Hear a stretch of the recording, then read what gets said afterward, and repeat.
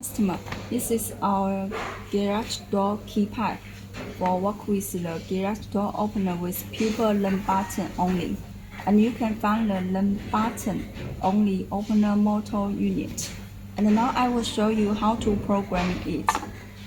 Step 1. Press these two buttons at the center. Step 2. Press the factory pin code.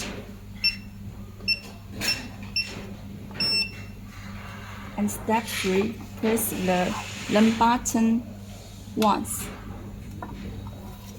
Step 5, press the factory pin code again.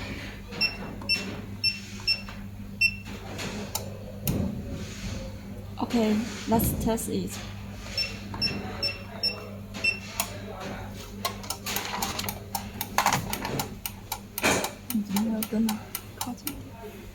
As you can see, it can working together. Let me show you again.